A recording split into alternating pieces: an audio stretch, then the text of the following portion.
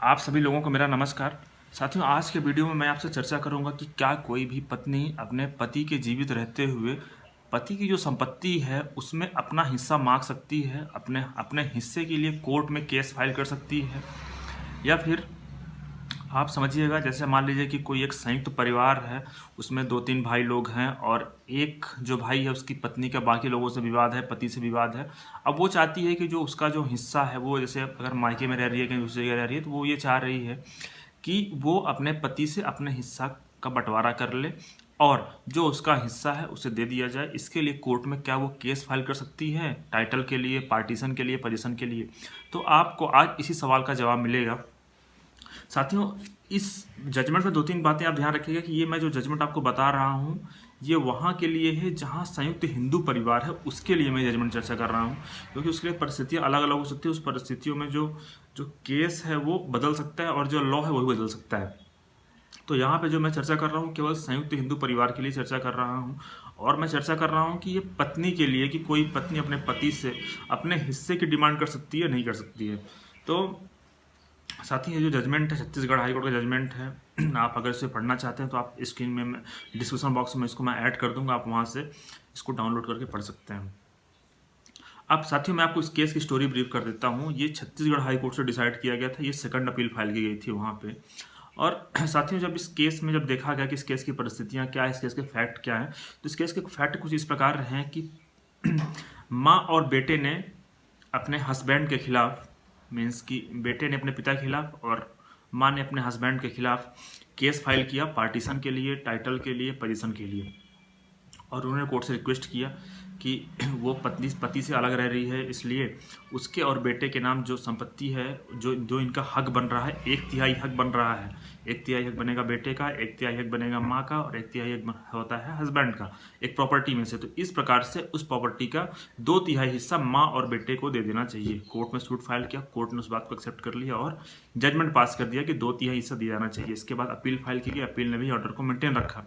Second appeal जब file की गई छत्तीसगढ़ हाई कोर्ट ने जब इस जजमेंट को डिलीवर किया, तो इसमें 2-3 बातें निकल कर आई जो मैं आपको बता रहा हूँ, जो आपके लिए जानना जरूरी है।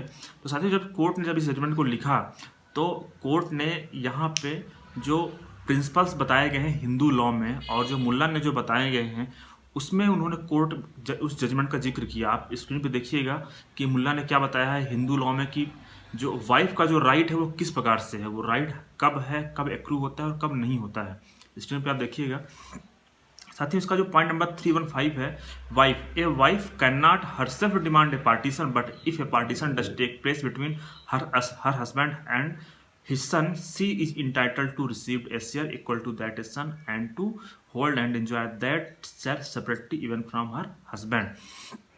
साथियों, इसकी 2 लाइनों में कोर्ट ने स्पष्ट मना कर दिया है कि पत्नी का कोई भी अधिकार नहीं है, वो नहीं कर सकती है, दावा नहीं कर सकती है सेपरेट पार्टीशन के लिए। लेकिन हाँ, जहाँ पे बेटे और बाप के बीच में पार्टीशन हो रहा है वहाँ एक बराबर का ही हिस्सा वाइफ को मिलेगा और उसके लिए वो इंटाइटलमेंट है और उसकी हकदार है, उसको एंजॉय कर सकती है सेपरेट प्रॉपर्टी को।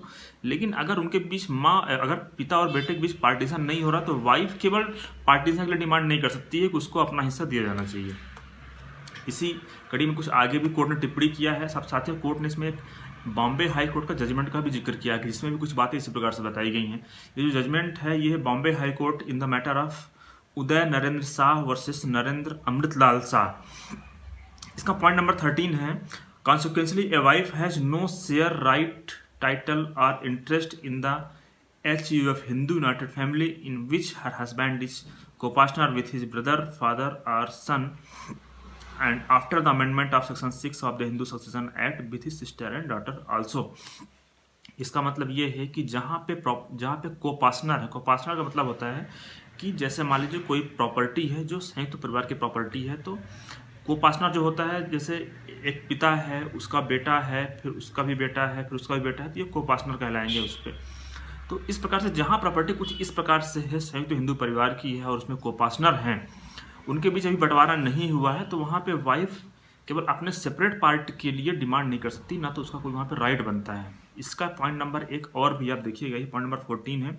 The wife such as the deceased may be member of joint Hindu family by virtue of being a member of the joint Hindu family she can not get any share, title or interest in the joint Hindu property which that family own. A joint Hindu family may own no property at if it own property, a wife cannot demand partition like a daughter. She would get a share only if partition is demanded by her husband और son and the property actually partition.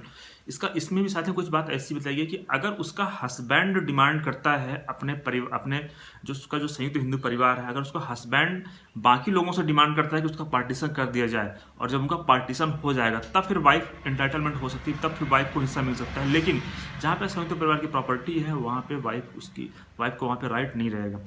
और साथ ही जब court ने जब इस judgement को deliver किया, उसके बाद आखिरी में कोर्ट ने इसमें हमने आपको जो क्वेश्चन बताया था, कोर्ट ने इस क्वेश्चन का आंसर दिया है, आप स्क्रीन पे देखिएगा।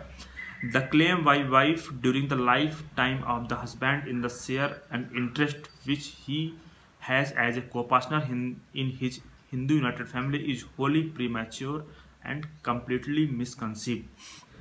इसका मतलब है साथियों कि कोर्ट ने यहाँ पे कंक्लूड किया इस बात को कि जहाँ पे जो पति है वो को-पार्टनर के रूप में मीन्स कह सकते हैं कि उसका भी हिस्सा है, उसके पिता का भी हिस्सा है, उसके पिता का भी हिस्सा है, ये संयुक्त हिंदू परिवार की ज्वाइंट प्रॉपर्टी है, तो वहाँ पे वाइफ का हिस्सा नहीं बनता है। और अगर वाइफ इस प्रकार का एप्लीकेशन फाइल करती है कोर्ट में पार्टीशन के लिए, टाइटल के लिए, पोजीशन के लिए, तो एक प्रकार से प्री मैच्योर एप्लीकेशन होगा और इसे रिजेक्ट कर दिया जाएगा। तो इस प्रकार से साथी जब कोर्ट ने जब इस जजमेंट को डिलीवर किया तो कोर्ट ने बताया कि यहाँ पे माँ को उसका हिस्सा नहीं मिलेगा, लेकिन बेटा जो है उसको 1/3 हिस्सा मिलेगा। इस प्रकार से माँ हकदार नहीं है पति के जीते हुए, अपने मीन्स के वाइफ अपने हस्बैंड के जीवित रहते हुए उसके लाइफ टाइम में उसकी प्रॉपर्टी में से पार्टीशन कराने के लिए हकदार नहीं है। हाँ, बेटा जरूर ऐसा कर सकता है, वो करा सकता है अगर वो पैतृक संपत्ति है। तो मुझे उम्मीद है कि आपको वीडियो समझ आया होगा और हमने जिस बात को मैं आपको बताना चाह रहा हूँ आप उस बात को समझ गए होंगे। अगर आपके और भी कुछ सवाल हैं तो आप मुझे कमेंट कर सकते हैं, और अगर किसी केस के संदर्भ में चर्चा करना चाहते हैं तो आप अपॉइंटमेंट के जरिए व्हाट्सएप के जरिए बात कर सकते हैं और समय ले सकते हैं बात करने के लिए। धन्यवाद साथी।